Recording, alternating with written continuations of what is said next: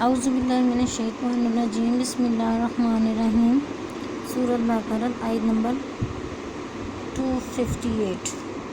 کیا تم نے ایک شخص پر غور کیا جس کو اللہ تعالیٰ نے سلطنت کیا دے دی تھی اور وہ اپنے پروردگار کے بارے میں ہی حضرت ابراہیم علیہ السلام سے بحث کرنے لگا۔ جب ابراہیم علیہ السلام نے کہا میرے پروردگار وہ ہیں جو زندگی بھی دیتا ہے اور موت بھی، وہ کہنے لگا کہ میں بھی زندگی دیتا ہوں اور موت دیتا ہوں۔ ابراہیم علیہ السلام نے کہا اچھا، اللہ تو سورج کو مشرق سے نکالتے ہیں، تم ذرا اسے مغرب سے تو نکال کر لاؤ۔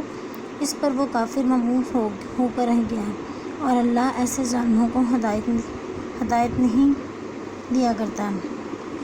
یہ تفسیر: یہ بابل کا بادشاہ نمرود تھا جو خدائی کا بھی دعوے دار تھا۔ اس نے جو دعویٰ کیا تھا میں زندگی اور موت دیتا ہوں، اس کا مطلب یہ تھا کہ بادشاہ ہونے کی وجہ سے میں جس کو چاہوں موت کے گھاٹ اتار دوں اور جس کو چاہوں موت کا مستحق ہونے کے باوجود معاف کر کے آزاد کر دوں۔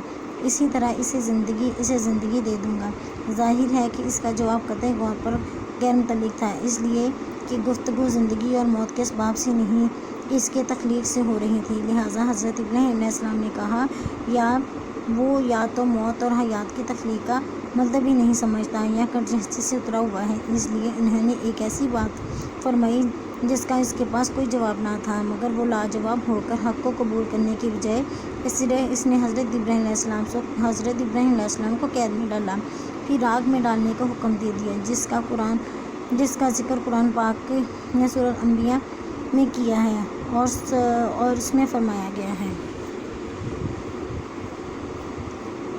یا تم نے اس جیسے شخص کے واقعے پر غور کیا جس کا ایک بستی پر ایسے وقت گزرا ہو جب وہ چھتوں کے بل گر پڑی تھی۔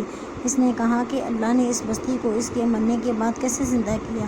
پھر اللہ نے اس شخص کو 100 سال تک کے لیے موت دی، اس کے بعد وہ زندہ کر دیا گیا، اور پھر پوچھا گیا تم کتنے عرصے تک اس حالت میں رہے ہو؟ اس نے کہا ایک دن یا دن کا کچھ حصہ۔ اللہ نے کہا نہیں، بلکہ تم 100 سال اس طرح رہے ہو۔ آپ اپنے کھانے پینے کی چیزوں کو دیکھو، وہ ذرا نہیں سڑی، اور دوسری طرف اپنے گدھے کو دیکھو کہ وہ گل سڑ کر اس کا کیا حال ہو گیا ہے، اور یہ ہم نے اس کے لیے کیا تاکہ تم لوگوں کے لیے اپنی قدرت کا ایک نشان بنا دیں۔ اور اب اپنے گدھے کی ہڈیوں کو دیکھو، ہم کس طرح انہیں اٹھاتے ہیں، پھر ان کے گوشت کا لباس پہناتے ہیں۔ چنانچہ جب حقیقت کھل کر ان کے سامنے آ گئی تو وہ بول اٹھا کہ مجھے یقین ہے اللہ ہر چیز پر قدرت رکھنے والا ہے۔ اس کی تفسیر یہ ہے آیت نمبر کی: میں نے اللہ تعالیٰ کی دو ایسے واقعے ذکر فرمائے جس میں اس نے اپنے دو خاص بندوں کو اس دنیا میں ہی مردوں کو زندہ کرنے کا مشاہدہ کروایا۔ پہلے واقعے میں ایسی بستی کا ذکر ہے جو مکمل طور پر تباہ ہو چکی تھی، اس کے تمام باشندے مر کھپ چکے تھے اور مکانات چھتوں سمیت گر کر مٹی کے ڈھیر بن گئے تھے۔ ایک صاحب کا وہاں سے گزر ہوا تو انہوں نے دل میں سوچا کہ اللہ تعالیٰ اس ساری بستی کو کس طرح زندہ کرے گا۔ بظاہر اس کی سوچ کا منشا خدا نخواستہ کوئی شک کرنا نہیں تھا، بلکہ حیرت کا اظہار تھا۔ اللہ تعالیٰ نے انہیں اپنی قدرت کا مشاہدہ اس طرح کرایا جس کا اس آیات میں ذکر کیا گیا ہے۔ یہ صاحب کون تھے اور یہ بستی کون سی تھی، یہ بات قرآن پاک نے نہیں بتائی ہے، اور یہ کوئی روایت بھی ایسی نہیں ہے جس کے ذریعے یقینی طور پر ان باتوں کا تعین کیا جا سکے۔ بعض حضرات نے یہ کہا ہے کہ یہ بستی بیت المقدس تھی، اور یہ اس وقت کا واقعہ ہے جب بحث نصر نے اس پر حملہ کیا تھا اور اسے تباہ کر ڈالا تھا، اور یہ صحابہ عزیز یا حضرت ارمیہ علیہ السلام تھے، لیکن نہ یہ بات یقین سے کہی جا سکتی ہے، نہ اس کی کھوج میں پڑنے کی ضرورت ہے۔ قرآن کریم کا مقصد اس کے بغیر بھی واضح ہے، البتہ یہ بات تقریباً یقینی معلوم ہوتی ہے کہ یہ صاحب کوئی نبی تھے، کیونکہ اول تو اس آیات میں صراحت ہے کہ اللہ تعالیٰ ان سے ہم کلام ہوئے۔ نیز اس طرح کے واقعات انبیاء کرام ہی کے ساتھ پیش آتے تھے۔ اور اس وقت کا تذکرہ سنو جب ابراہیم علیہ السلام نے کہا تھا کہ میرے پروردگار مجھے دکھائیے کہ اپنے مردوں کو کیسے زندہ کرتے ہیں، تو اللہ نے کہا کیا تمہیں یقین نہیں؟ کہنے لگے یقین کیوں نہ ہوتا، مگر یہ خواہش اس لیے کی ہے تاکہ میرے دل کو پورا اطمینان حاصل ہو جائے۔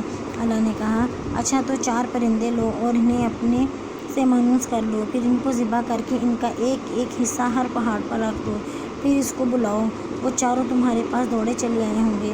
اور جان رکھو کہ اللہ پوری طرح صاحب اقتدار بھی ہے اور اعلیٰ درجے کی حکمت والا بھی ہے۔ اس سوال و جواب کے ذریعے اللہ تعالیٰ نے یہ بات واضح کر دی حضرت ابراہیم علیہ السلام کی یہ فرمائش ناخواستہ کسی شک کی وجہ سے نہیں تھی۔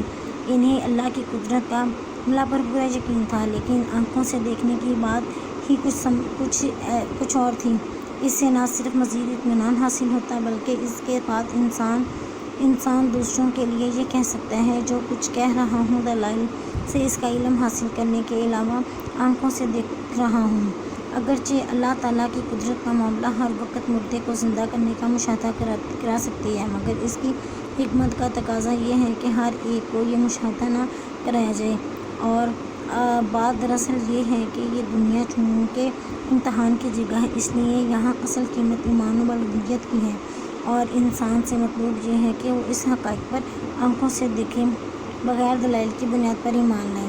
البتہ انبیاء کرام کا معاملہ عام لوگوں سے مختلف ہے۔ جب وہ غیب کے حقائق پر غیر متزلزل ایمان لا کر یہ ثابت کر چکے ہیں کہ ان کا ایمان نہ کسی شک کی گنجائش رکھتا ہے اور نہ وہ کسی مشاہدے پر موقف ہے، تو اس کے ایمان بلیغت کا ایمان اسی دنیا میں پورا ہو جاتا ہے۔ پھر انہیں حکمت خداوندی کے ہیں بعض غیبی حقائق آنکھوں کو بھی دکھائے جاتے ہیں تاکہ ان کے علم و کلام کا معیار عام لوگوں سے زیادہ ہو اور ڈنکے کی چوٹ یہ کہہ سکیں کہ جس بات کی دعوت دے رہے ہیں اس کی حقانیت انہوں نے آنکھوں سے بھی دیکھ رکھی ہے۔ جو لوگ اللہ کے راستے میں اپنے مال خرچ کرتے ہیں اور اس کی مثال ایسی ہے جیسے ایک دانہ 7 بالیاں اگائے اور ہر بالی سے 100 دانے ہوں، اور اللہ جس کے لیے چاہتا ہے ثواب میں کئی گنا اضافہ کر دیتا ہے، اور اللہ بہت وسعت والا اور بڑے علم والا ہے۔ اللہ کے راستے میں خرچ کرنے سے 7 گنا ثواب ملتا ہے، اور اللہ تعالیٰ جس کا ثواب چاہے بڑھا سکتے ہیں۔ واضح یہ ہے کہ اللہ کے راستے میں خرچ کرنا قرآن پاک میں بار بار ذکر کیا گیا ہے۔ اس سے مراد ہر وہ شخص ہے جو اللہ تعالیٰ کی خوشنودی حاصل کرنے کے لیے کیا جائے اور زکوٰۃ و صدقات و خیرات میں داخل ہوں۔ اور جو لوگ اپنے مال اللہ کے راستے میں خرچ کرتے ہیں، پھر خرچ کرنے کے بعد احسان جلاتے ہیں اور نہ کوئی تکلیف پہنچاتے ہیں، اور اپنے پروردگار کے پاس اتنا ثواب پائیں گے نہ ان کا کوئی خوف لاحق ہوگا اور نہ کوئی غم پہنچے گا۔ سبحان اللہ، جزاک اللہ۔ ولی بات یہ ہے، بات اچھی کہہ دینا اور درگزر کرنا اس صدقے سے بہتر ہے جس کے بعد کوئی تکلیف پہنچائی جائے۔ اللہ بہت بڑا بے نیاز ہے۔ اس کا مطلب یہ ہے کہ اگر کوئی سائل کسی سے مانگے اور کسی وجہ سے نہ دے سکتا ہو تو اللہ سے نرم الفاظ میں معذرت کر لینا، اور وہ مانگنے پر نادر احساس کرے تو اس کی غلطی سے درگزر کرنا، اسے کہیں بہتر ہے کہ انسان دے مگر بعد میں احسان جتلائی یا اسے ذلیل کر کے تکلیف پہنچانا ہے۔